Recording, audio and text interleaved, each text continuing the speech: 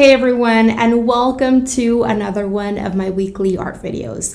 I hope you're having an amazing day wherever you are in the world, and thanks so much for joining me on this one. Today I am sharing a full drawing tutorial in which I'm taking you through my 7-phase process that I went through in order to create this graphite pumpkin study. This is very much intended to be a value or tonal study in which I'm going for higher levels of realism. I share a lot of information in this one that you should definitely be aware of if you're looking to take the realism in your drawings or even paintings higher. And I share all of my favorite tips and my techniques that help me arrive at believable results in a stress-free way. Today I am taking you through everything from how I create a solid preliminary outline sketch to how I do my layering of graphite using 3 different pencil grades in order to develop that wide range of values or tones needed for depth and realism. Without much further ado, let's go ahead and jump in. I just want to explain about the drawing supplies that I'm going to be having on hand as I am working on this study. I'm going to be bringing in 3 different drawing pencil grades, an HB drawing pencil, a 2B, and a 6B. If you don't know about drawing pencil grades yet and how harder pencil grades and softer pencil grades can come in handy at different points in the drawing process, I would highly recommend checking out a video that I'm going to be linking to down below in the text section of this post, where I explain all about that, and I also talk about how to hold your pencil effectively for drawing. But in a nutshell, I'm going to be working from harder pencil grade toward the softest pencil grade as I make my way from lightest values toward darkest values. In terms of my other supplies, I'm going to be working in a drawing sketchbook from Canson, and this is a 9 by 12 inch sketchbook. I have 3 different erasers on hand. One of them is a regular soft graphite eraser. The other one is a kneadable eraser, and the last one is a Mono Zero eraser, which is a barrel or pen-like eraser that is very helpful so that I can go in and create textures or pull up excess graphite from very small highlight areas. I'll talk more about the Mono Zero eraser later and why it is so helpful. I also have a blending stump. I have a normal generic sharpener that I'm going to be using to sharpen my pencils along the way. And that is it. That's all I'm going to be using. I got all of these supplies via Amazon. Now, one last thing that I want to mention before jumping in is I'm going to be working with a grayscale or black and white photo. So this is the original photo of this pumpkin that I took in my studio. And what I did was I opened it up in Photoshop, I cropped it to my liking so that I wouldn't be distracted with other things around this pumpkin, and then I turned it into a grayscale photo or black and white photo. And I did this because what we're doing today is a value or tonal study. We're focusing on communicating those lightest areas, those mid-tone areas, and those darkest areas, pinpointing these in that reference photo and making those happen in our drawing in order to communicate a believable sensation of light and shadow or volume or depth in the piece, because value or tone are number 1 when it comes to creating depth and believable 3D-ness on something that is flat like a paper or a canvas.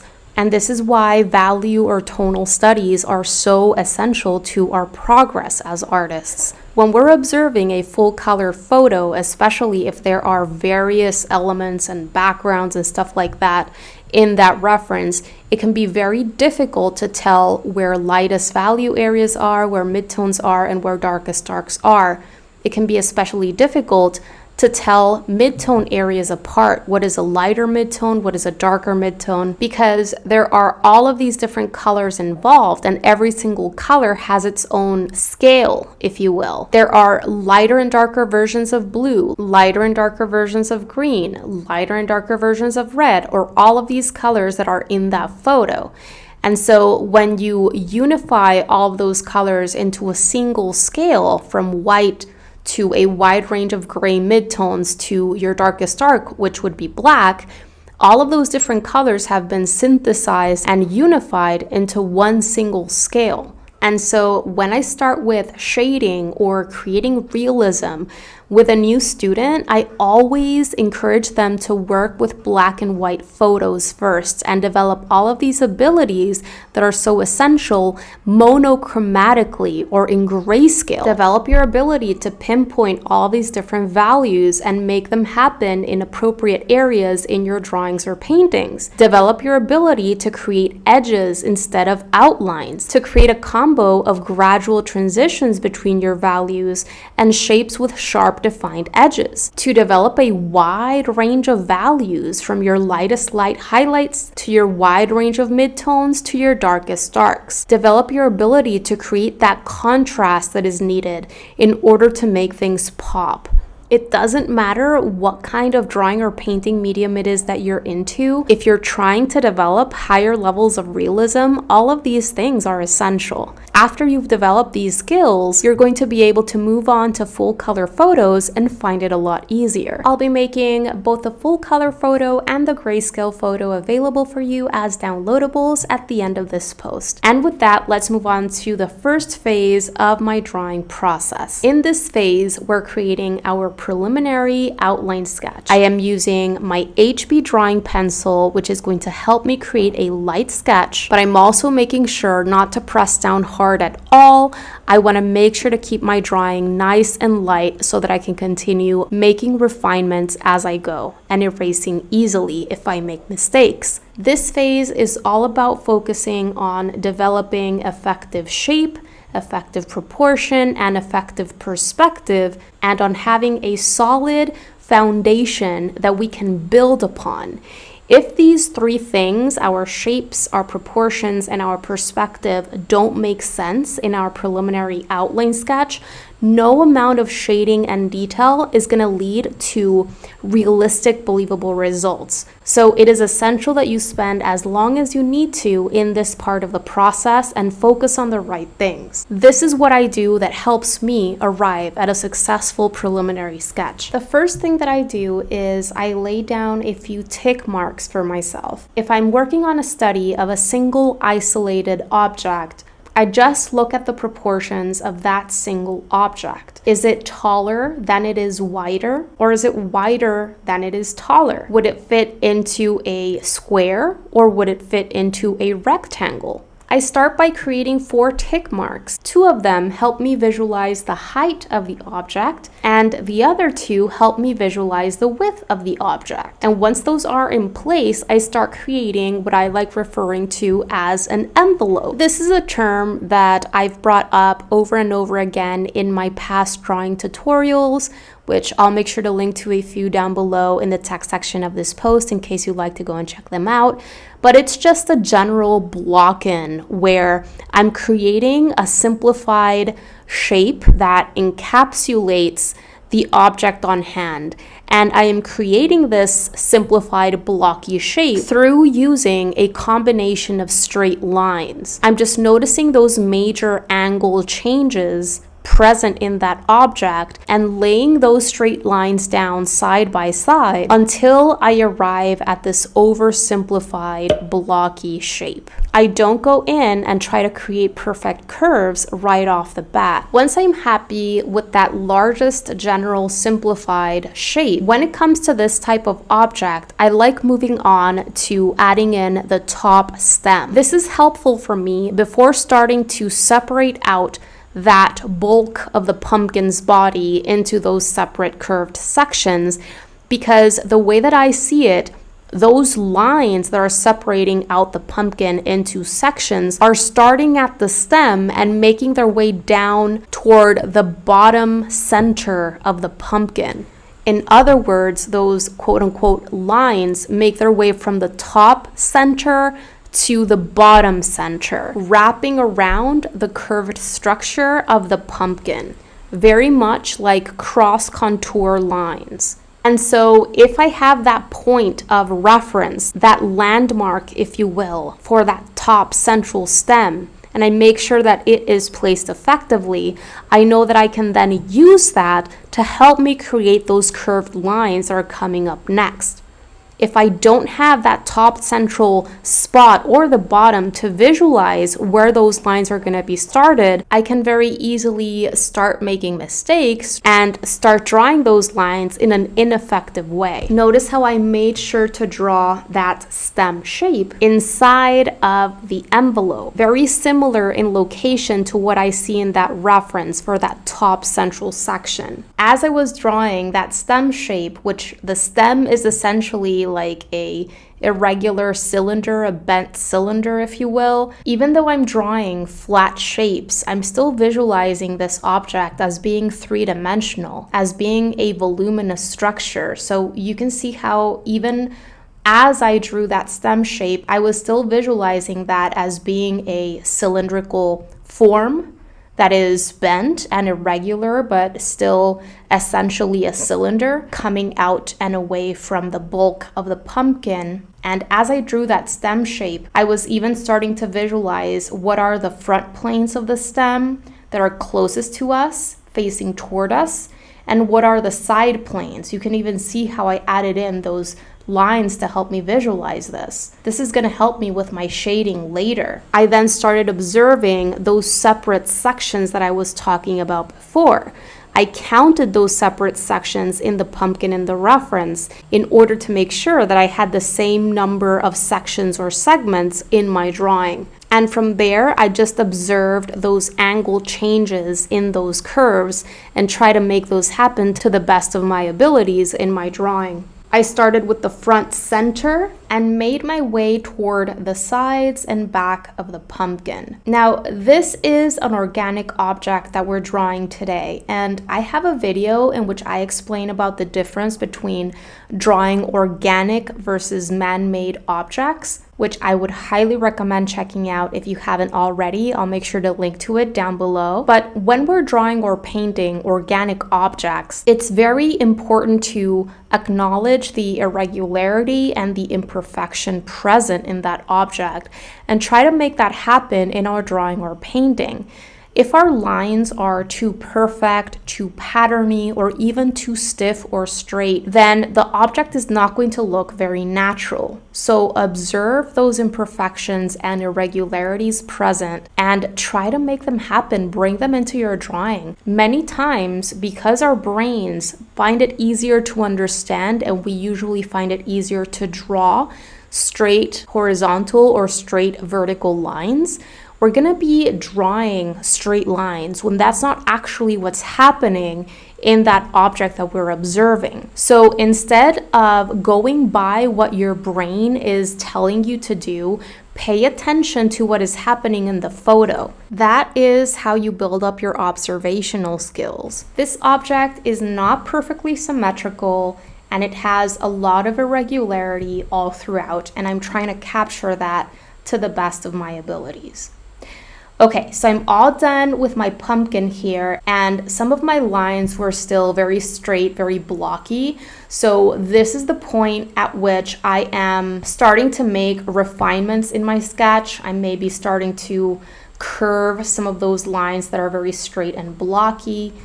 I'm making sure that those curves at the bottom make sense as well. That is so important in things like pumpkins and bell peppers. So right here, you're seeing me erase out some sections of these curves at the bottom and making them more similar to what I'm seeing in that reference photo. And I'm just continuing to compare and contrast my sketch with that object in the reference and making any final changes that I might need to do before moving on to the next part of the process. Spend as long as you need to in this phase before moving forward. I cannot emphasize enough how important it is that you don't rush this. I know that we can be super excited to start with the shading, but really, truly, this is a very important part of the drawing process. And it's in this phase that you get to build up some essential drawing skills that you don't build up through shading. All right, so I'm pretty happy with how everything is looking. The very last thing that I add into my sketch are a couple of lines to help me add in that cast shadow. And because the light source is hitting this object from the back, the cast shadow is opposite to that, coming toward us. And the very last thing that I do is I use my kneaded eraser to do some gentle tapping over my line work to make it even lighter and clean up some sections. This is important because in realism there are no outlines, and I don't want to be able to see this outline drawing once I'm done with my shading and value development. If your outline drawing is very dark, that is going to likely take away from the realism. But I'll talk more about this in just a bit when we start shading. All right, so it's time to move on to phase number 2 of this drawing process, and this is where we develop those lightest values. We are starting to develop those highlights or lightest light areas, and also the lighter midtones. We're going to continue using our HB drawing pencil for this initial layering of graphite that we're going to be doing. And the first thing that I want you to do is observe the reference photo closely.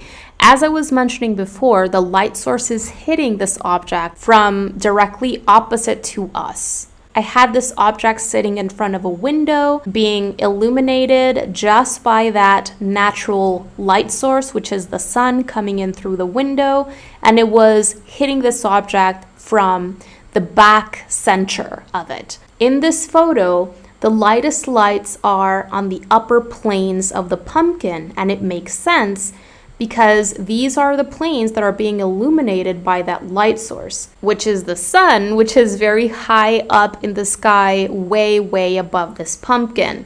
If you notice in the reference photo, the lightest lights are in the top plane of the stem and along the top planes of all of these curved sections making up the pumpkin. And then as we make our way down the pumpkin, those lightest values turn into midtones, and then the midtones turn into the darkest darks at the bottom as those planes start facing away from the light source.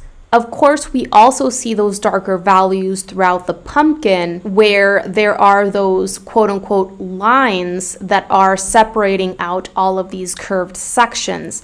Those places where the structure is kind of going inward. Those are kind of sunken in areas where we see shadows because those are areas that are away from the light, or where certain sections that are protruding are creating a shadow in those areas. Right now in my drawing, you very much see those as lines. But as I continue progressing with my shading, those lines have to turn into shadow shapes. No longer should they look like clean lines. After observing those lightest light areas, I start filling up the entire pumpkin and the cast shadow shape except for the lightest light areas with a light layer of graphite using this HB drawing pencil. I start filling up the pumpkin section by section, doing my best to avoid those lightest light areas or shapes that I see in that reference photo. Those lightest light areas are areas where I want little to no graphite on my paper. These are areas where I want to leave paper shining through and helping me create those lightest values. That whiteness of the paper is going to stand in place for my highlights. And the darkest value areas are areas where we're going to be doing more layering and where we're going to be applying more of that softest graphite with the 6B drawing pencil. And midtone areas are somewhere in between. Right here, you're seeing me use my soft graphite eraser to erase out some of my graphite that got into some of those highlight shapes. After creating that first lightest layer, I go ahead and start developing a second layer using the same pencil. But now I am focusing on only layering this graphite in darker midtone sections that I see. So already with a single pencil, I'm starting to develop a range of light values. And simply by layering more graphite on that previous lightest layer in those areas that you're looking to darken, you're covering up more paper with this harder pencil grade, and that is going to lead to a slightly darker value without having to press down your pencil. If you start getting in too much graphite in those highlight areas, just go ahead and use either your soft graphite eraser or your kneadable eraser to lift up that excess graphite. But we're going to be cleaning up our highlights several times during this process, so try not to worry about those too much, especially when it comes to using this hardest pencil grade. You can go into those areas slightly, and because this is harder graphite, it's still going to look quite light, and those are easier to clean up. But when it comes to your softer pencil grades, you want to be a lot more careful about not getting in softer graphite in those areas, because that can become more difficult to clean up. Now, hopefully you've been noticing how I'm holding my pencil as I've been developing these first layers, these first values. I'm holding my pencil from way high up, staying away from using the regular tripod grip, which is not going to be helpful at all, especially in this part of the drawing process. Using the entire side of the tip of my pencil to fill in these large areas quickly and as uniformly as possible. I'm not pressing down hard at all, and I only start pressing down harder in the later stages of this drawing process when I'm starting to get into developing the darkest values. For now, I'm really trying to stay away from burnishing my paper. Once the tooth or texture of your paper starts to become flattened, it simply doesn't take on that graphite the same way, and the layering doesn't work as effectively. So you kind of want to save those techniques where you're a lot rougher on your paper for the later stages of the drawing process if you're going to be bringing those in. This way, you can also stay away from scratching your paper, which is also something that you wouldn't be able to fix. I don't move on to the next phase of this process and to the next pencil grade until after I've developed a small range of light values with my first pencil. As you can see, I've continued working on my layering, and as I move forward, I only place more graphite in darkest sections that I see in that reference photo, and I release any pressure that I'm exerting as I make my way into lighter values so that I can create those soft gradients and transitions. I have another video where I share very powerful shading exercises that can help you develop better pencil control so that you can create those soft gradual transitions and avoid creating any stark lines and marks as you're filling in areas. I'll make sure to link to that video down below in the text section of this post in case you'd like to check that out. It's all about controlling the pressure and keeping things as even as possible unless you're trying to create a gradual transition. Whenever you're trying to create a gradual transition where a dark value turns into a light value or vice versa, you either start exerting a little bit more pressure gradually as you make your way into darker values, or you release that pressure gradually as you make your way into lighter values. If you find that you're creating very stark looking lines or marks as you're filling in these areas or trying to create your transitions, I would recommend doing some practice drills to help you develop better pencil control. And the exercises that I share in that other video will help you do just that.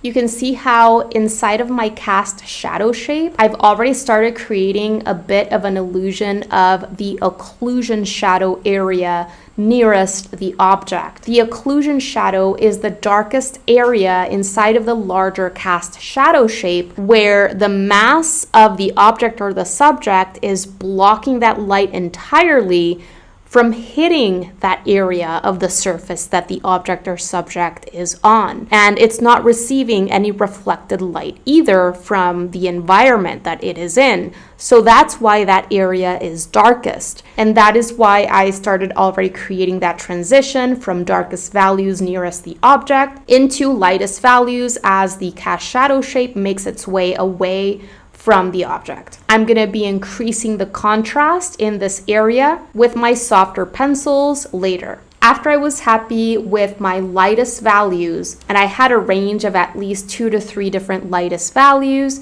it was now time to move on to phase number 3, where we're starting to develop those midtones. So at this point, I bring in my 2B pencil, which is the medium pencil, if you will, that I chose for this process. I start layering more graphite, this time focusing on the darkest midtones and the darkest darks. A strategy that often helps artists discern between different value areas or to pinpoint those largest, most prominent value changes, darkest shadow areas, that kind of thing, is squinting when you're observing that reference photo or whatever it is that you're working with from direct observation. Close your eyes almost entirely and observe that image through your eyelashes. That is going to help you acknowledge those darkest shadow shapes. That's what you're going over right now. Remember to release that pressure as you make your way out of those dark value areas and into lighter values for those soft, gradual transitions. I am not layering this softer graphite in lightest value areas that I see. I am trying to avoid getting softer graphite in lighter value areas where I just want an application of that first, hardest, lightest pencil. The softer and softer you get with your pencil grades, the more mindful you want to be of only applying this graphite in darker value areas. I am still not pressing down my pencil hard at all. In fact, I am using the same amount of pressure that I was using with my first pencil grade. And this is the beauty of using different pencil grades, that you can develop that range of values easily and without having to do burnishing. Because as is, using the same amount of pressure that you were using before with your previous pencil, this graphite application is going to look darker because I'm using softer graphite. I'm still using my pencil in kind of a sideways position so that the entire side of the tip of my pencil is coming into contact with my paper. Right here, I'm intensifying those darkest values inside of the cast shadow area, which would be the occlusion shadow area, by going over this with my medium pencil grade. You can see how I am focusing on layering this graphite in that section nearest the object. And I am creating a soft, gradual transition where I am releasing that pressure as I make my way out and away from the object. And I am keeping those areas of cast shadow furthest away from the object free of the second pencil. I'm going to be working on 2 or 3 layers of this pencil before moving on to the next phase, where I'm finally bringing in the softest pencil grade. Essentially, I'm trying to expand or add to the values that I've already created with the previous pencil grade before moving on to the next pencil. And sometimes that requires 2 layers, and sometimes I do 3 layers before moving on to the next. It really depends on how my drawing is looking. But it's all about expanding that range of values, right? Because in order to develop higher levels of realism, we need that wide range of values, and we're slowly, incrementally making our way towards our darkest darks.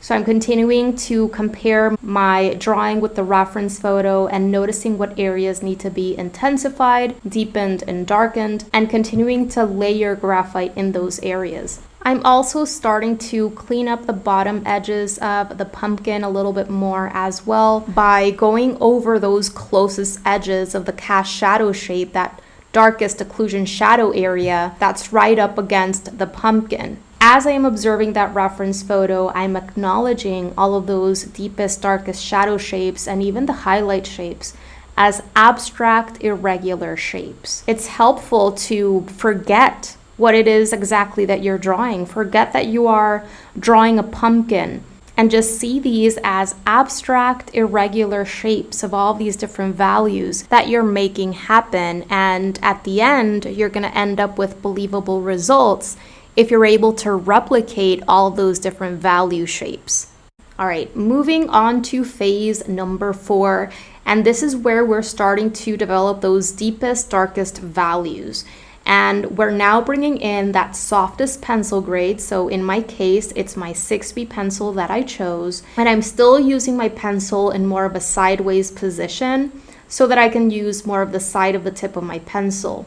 However, these deepest, darkest shadow shapes, are going to be relatively small compared with all of the other value shapes and areas that I've developed so far. The darker I get, the smaller the shapes that I'm usually creating. And as I said before, I'm especially mindful with this pencil that I'm only applying this graphite, which is a lot softer, in those deepest, darkest shadow shapes that I'm able to see in that reference photo. And I'm making sure to release that pressure as I'm making my way out of these darkest areas. I'm still using the same amount of pressure that I started out with.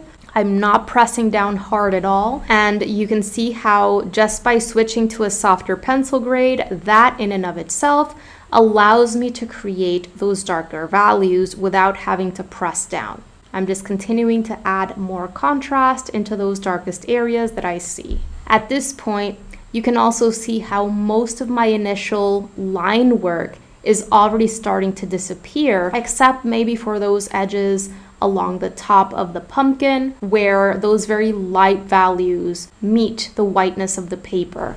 If I wanted to make that line work completely disappear in these areas, something that I could do could be to add a light tone in the background so that the values are different between the background and those very light areas that I have to keep light inside of the pumpkin. Right now you can see those lines because the values outside of the pumpkin and inside of the pumpkin are the same. All right, I'm almost done here, and it is time to move on to phase number 5, where we're bringing in our blending stump and doing some blending and smoothing out. What I am doing here is I'm very gently going over all of the work that I've done so far with my graphite in order to soften the look of this pencil, smooth out some of that texture, that sketchiness, and create softer, more gradual transitions between my different value shapes that I've already started to create. You're gonna notice the huge difference between those sections that I go over with my blending stump and the others where I haven't done this smoothing and blending. I'm doing my best not to bring too much graphite into those lightest highlight sections,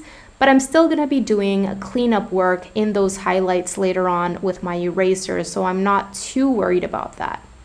Now, there is practice involved when it comes to using a blending stump effectively, and some things that you should definitely be aware of. First of all, I'm not pressing down hard at all. I am very gently going over my pencil work.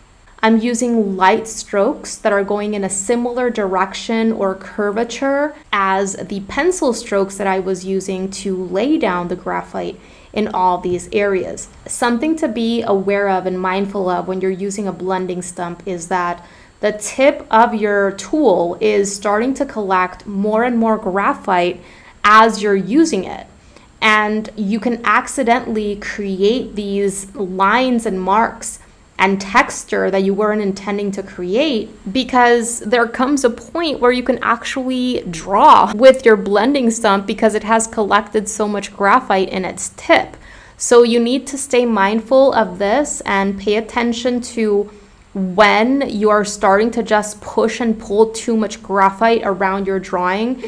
If you don't pay attention to these things, your drawing can very quickly become very muddy and very messy and difficult to correct. It can just turn very dark very quickly, and you can eat up those lightest values. You can start getting graphite into very light value areas that you weren't intending to get graphite into, and things can just become pretty frustrating. If you start seeing any of this happening, stop what you're doing and clean up that tip of your blending stump by either using a file or slicing off little slivers of that tip with an X-Acto knife or a crafting knife. There are different ways that you can clean up your blending stump, but remember that it's nothing but a very tightly wound roll of paper that has a tip to it, and there are different ways to clean it. Another thing that you can do if you start getting frustrated is simply switch to using a kitchen paper towel. Wrap up one of your fingers in that paper towel and just go over that area very gently with that paper towel instead of continuing to use your blending stump. Because your finger is not pointy, you're likely to end up with less of those distracting lines or marks. But it's really about controlling the pressure that you're exerting and using it very gently. And also, I'm trying to use the side of the tip of the blending stump as opposed to just the tip, unless I'm going into very narrow or small areas where I want a little bit more control, like for example, the stem of this pumpkin, then I go in with just the tip. I don't really concern myself with texture that isn't super distracting. I know that some amount of that texture is going to disappear once I layer more graphite over those areas in the upcoming phases. All right, moving on to phase number 6. And this is the phase where I'm going to be doing some cleaning up of highlights and also edges. I'm going to be bringing in my kneaded eraser and also my Mono Zero eraser for this phase. As I've been layering my graphite and especially using my blending stump to do smoothing out and softening transitions, I've definitely gotten some graphite into those lightest highlight shapes that I was planning for in the beginning. And so first, I'm going in with my kneaded eraser. And what's cool about the kneaded eraser is that you can manipulate it and turn it into more of a pointy shape that you can use to pull up graphite from very narrow, small, or long areas, or really change the shape of it to whatever is most handy for you, depending on the shape that you want to clean up. However, in my opinion, there is no beating the Mono Zero eraser when it comes to cleaning up those very small, narrow highlight shapes. And this eraser is also so helpful when it comes to creating visual textures, like for example, wood texture, or little ridges or imperfections throughout the pumpkin. Because of the shape of this eraser and how small it is, it really lends itself for greater control. Notice how easily and how quickly I was able to describe that wood texture in the stem more effectively by pulling up some highlights. How I'm easily able to clean up those edges, where I was still able to see a lot of my pencil work, my line work from the beginning. And I was also able to create these little lines and imperfections throughout the pumpkin, little bumps that are perhaps catching some of that light. These little details can really help enhance that realism. All of these things are very hard to do with a regular kneaded eraser. Okay, and finally, we move on to phase number 7. And this is the final refinements stage. At this point, I want you to see everything as a whole. And we're doing a few different things. You may not have to do all of these things. It really depends on how your drawing process has gone so far and how your drawing looks at this point. But here are a few objectives or things that I pay attention to in this last part of the process.